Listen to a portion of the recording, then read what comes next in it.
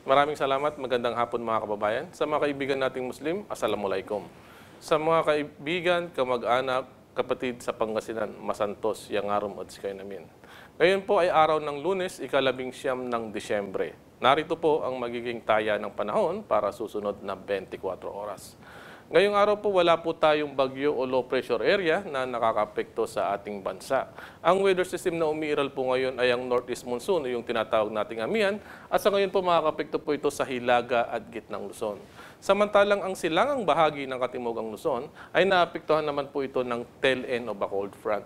Dahilan po sa mga weather system na ito, ang region ng Bicol, Eastern at Central Visayas, kasama po ang Caraga at probinsya po ng Quezon, ay makakaranas ng maulap na kalangitan na may mahina hanggang sa katamtamang pagulan at pagkidlat pagkulog. Samantalang ang Metro Manila, ganun din po ang Cordillera, Ilocos Region, Cagayan Valley at Central Luzon, ay direkta naman po itong maapektuhan ng amihan at sa ngayong araw ay makakaranas lamang po ito ng pulupulong mahinang pagulan at magiging bahagyang maulap hanggang sa maulap ang kalangitan sa lugar na ito. Ang nalalabing bahagi ng bansa ay magkakaroon lamang ng bahagyang maulap hanggang sa maulap, maliban na lamang sa mga pulupulong pagulan o pagkidlat pagkulog. Para naman po sa mga kaibigan nating mga isda, nakataas pa rin po ang ating gale warning. Ibig sabihin po nito, may kataasan po ang pag-alon ng karagatan dito po sa mga baybaying dagat ng Hilaga at silangang bahagi ng Hilagang Luzon.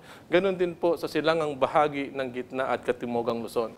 Apektado po rito ang mga baybaying dagat ng probinsya ng Batanes, ganon din po ang Calayan, Babuyan, Ilocos Norte, Cagayan, Isabela, Aurora, Camarines Provinces, Catanduanes, Albay, Sorsogon, Quezon, kasama po ang Pililio Island. Pakiusap po sa mga kaibigan nating mga isda na nakatira sa lugar nito, hanggat maaari po huwag munang pumalaot at masyado pong mapanganib, lalo na sa mga maliliit na sasakyang pandagat. Silipin naman po natin ang temperatura sa iba't ibang bahagi ng ating bansa. Dito po sa Metro Manila, nasa pagitan po ng 24 hanggang 31 antas ng Celsius. Samantalang sa Baguio ay nasa pagitan naman po ng 15 hanggang 23 antas ng Celsius. At sa may Tagaytay, nasa pagitan naman po ito ng 21 hanggang 28 antas ng Celsius.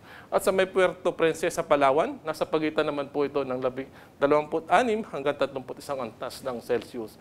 At sa may Metro Cebu, sa may Visayas po ito mga kababayan, nasa pagitan naman po ng 25 hanggang 30 antas ng Celsius.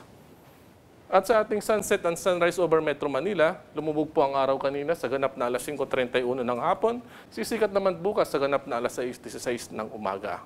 At yan po ang latest ukol sa lagay ng panahon mula po rin sa Forecasting Center of Pag-asa, Department of Science and Technology. Ang inyong lingkod, Iner Kitlong. Nagpapaalala po sa inyong lahat, ang sakunay walang panama sa taong laging handa.